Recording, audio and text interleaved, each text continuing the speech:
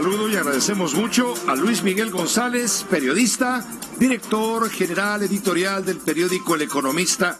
Le agradecemos mucho siempre su buena disposición con la audiencia de Grupo Fórmula Noticias. Luis Miguel, un saludo muy cordial y cálido porque hace mucho frío. Buenas tardes, buenas noches, Pepe. También, sí, buenas noches. Por acá. Sí, buenas noches. Qué bueno que nos das la oportunidad de sonsacarte, aunque sea unos minutitos, para comentar con la audiencia todo este tema del acuerdo comercial México, Estados Unidos y Canadá.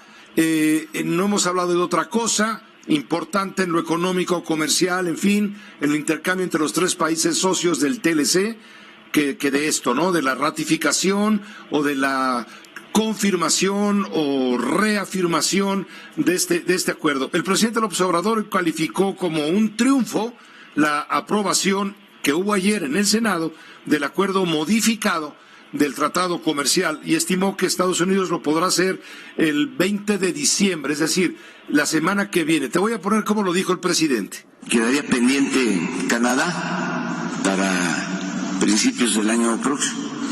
Pero en el caso del Congreso de Estados Unidos puede aprobarse antes del 20, la semana próxima. Y esto va a ayudar mucho a la región, América del Norte. Ayuda a los tres pueblos, a las tres naciones. Luis Miguel, ¿cómo la ves? Esto es de hoy en 8. A ver, creo que hay dos, creo que vale la pena ver, pasaron muchas cosas hoy. Una es la reacción o la aprobación del Senado, pero está todo lo que tiene que ver con mercados. Los mercados reaccionan, yo diría, con mucho optimismo respecto a qué puede significar para la economía. Habrá que recordar, Pepe, 2019 fue un año que muchas de las cosas que en lo económico deberían haber pasado no pasaron y por tanto cerramos con dos buenas noticias. Me refiero al acuerdo de infraestructura más esto. Por otra parte, también desde que se anuncia el acuerdo, tenemos que poco a poco el sector empresarial va pasando de la euforia, del festejo, a, yo ya no sé si la resaca o cuando no es la cautela. ¿Por qué en particular el sector empresarial mexicano se empieza a poner tan precavido? La lista de tareas pendientes en laboral y en medioambiental son enormes y la verdad es que todavía no está claro cómo le vamos a entrar. No es ningún secreto, México no sabe cómo se come la democracia sindical y esta cuestión de Estados Unidos como una especie de árbitro de lo que pasa en lo sindical en México o lo laboral no termina de digerirse de buen modo. Yo diría que es, sin regatear nada, es una muy buena noticia, pero también es una especie de llamado de atención sobre todo lo que nos falta hacer por lo laboral y en un periodo relativamente corto. Los compromisos de México en lo laboral son de 4 años. O sea, en 4 años tenemos que cambiar el paisaje laboral.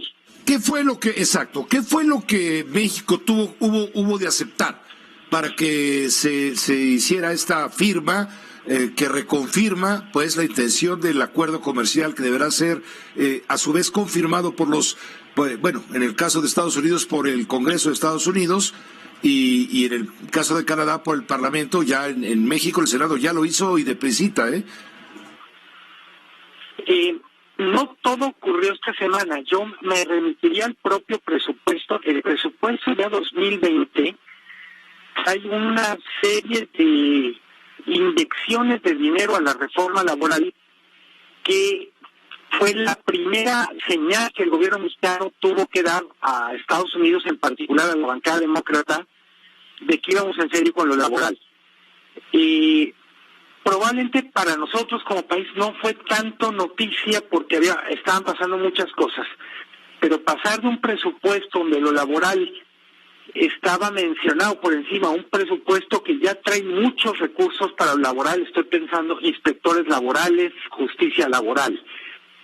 En el último tramo, y me refiero la semana pasada, estaba esta discusión sobre si México permitiría o no inspectores.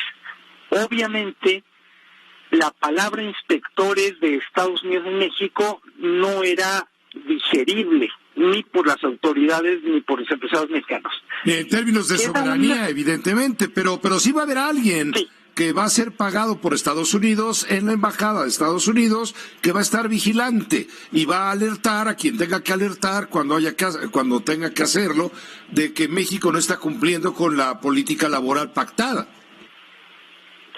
En la práctica, México se obliga a estar informando periódicamente y acepta que Estados Unidos quede básicamente como una especie de última instancia en algunos temas. ¿A qué me refiero?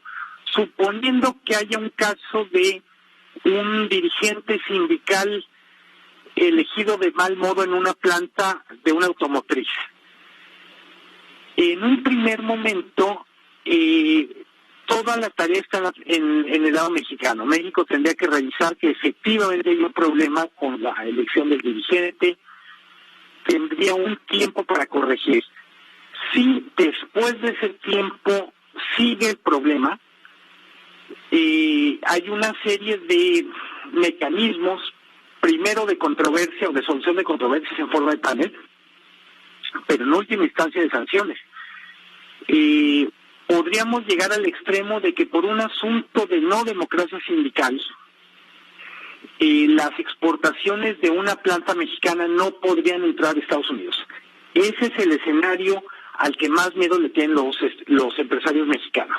¿Y quién les va a decir que no cumplimos? Pues alguien que va a estar observando, guste o no, va a estar observando esta política, la aplicación de esta política laboral. Pero tengo entendido, quiero entender, tú corrígeme por favor, que al gobierno de México en este momento, para cómo están las cosas, frente a la desconfianza, pues, para ganar el favor de inversionistas, de empresarios, de analistas, de los mercados, pues no le quedaba de otra.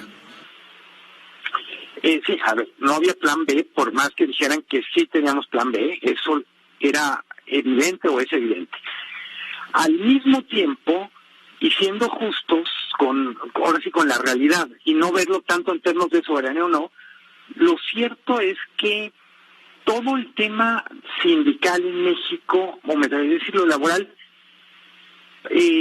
prácticamente no hicimos la tarea en los 25 años que lleva en vigor el TLC. Y me refiero a esto, en realidad de fondo a la parte estadounidense le preocupa algo que debería también preocuparnos a nosotros mexicanos, Pepe, y es cómo la ausencia de condiciones tanto sindicales como de justicia laboral, a la larga lo que significó es que los salarios mexicanos, incluso en empresas exportadoras, cayeran. El tema de fondo empezó, si tú recuerdas, Pepe, cuando hacían los sindicatos de Estados Unidos, ¿cómo es posible que el trabajador mexicano, haciendo lo mismo que hace un trabajador en Estados Unidos en una planta que es la misma automotriz, imagínense cualquier marca, en México gana entre 8 y 10 veces menos por hora, haciendo exactamente lo mismo? Y de esa preocupación sale, por un lado, un hilo que lleva a democracia sindical. Dice, bueno, una de las razones es porque no tienen sindicatos. Otra de las hebras sale al tema de los tribunales laborales. México no tiene, vamos a decir, una justicia laboral que funcione, cuando no plenamente. Y yendo más allá, dicen los estadounidenses en el reclamo a México, es que todo México literalmente se dedicó a nadar de muertito en lo laboral para jalar inversiones. Es cierto que ganaron en productividad, es cierto que hicieron muchas cosas bien, pero una de las principales razones por las que la inversión se está yendo a México es, tienen muy bajos salarios y tienen sindicatos que prácticamente no pues no ejercen como sindicatos, funcionan más como agencias complementarias de recursos humanos. Pues Ese es el tema de fondo. Es el tema de fondo, tienes razón. Y luego además con la otra de que pues el acero que utilicemos para fabricar vehículos que vamos a exportar a la Unión Americana, pues va a ser un acero muy caro. Ya no va a ser, es decir, hay muchos asegúnes en todo esto, como decían en el pueblo. Totalmente. ¿No? Como con el acero, Pepe, la cosa es muy simple. Estados Unidos tiene una gran capacidad de producción de acero, pero es muy caro. Y las plantas que operan en México tienen mucho tiempo trabajando con acero que viene de Asia, principalmente China, pero también es Corea. Ese tema en particular, en teoría, debería resolverse en términos de decir, bueno, puede ser acero estadounidense, canadiense o mexicano. En la práctica, como ahora sí, en el espíritu de la letra, lo que quiere Estados Unidos es que compremos más acero de Estados Unidos. Por eso, una cosa que podría ser buena noticia no le está gustando a la Canacero, a la Cámara Mexicana del Acero, que dicen, como está, no se garantiza que los productores mexicanos ganen, aunque nada en la letra diga lo contrario. Pero todo el mundo sabe que en realidad, como queda, tiene que ver con háganle como quieran, pero compren más acero de Estados Unidos. Pues nos queda claro, Luis Miguel, nos queda claro que está muy confuso todo esto hasta que no entre en funciones. El presidente dice probablemente Estados Unidos lo apruebe, lo ratifique. ¿Cómo le llaman? Le llaman protocolo modificatorio del TEMEC, que fue lo que se firmó aquí en México y que ayer ratificó el Senado de la República. El presidente del Observador confía que de hoy en 8 a más tardar se haga en Estados Unidos y Canadá pues ya será lueguito. Aunque bien ha dicho nuestro corresponsal en Washington, Armando Guzmán, seguramente lo del TEMEC no se verá en Estados Unidos sino hasta después de que se resuelva el tema del juicio de impugnación contra el presidente de Estados Unidos. Una gran confusión. Gracias, Armando, como siempre. Muchas gracias. Muchas gracias, Luis Miguel. Muchas gracias, Luis Miguel. Disculpa, entre Armando y Luis Miguel. Buenas noches, un abrazo fuerte. Un abrazo muy fuerte para ti. Hasta pronto. Luis Miguel González, director general editorial del Economista. Cime.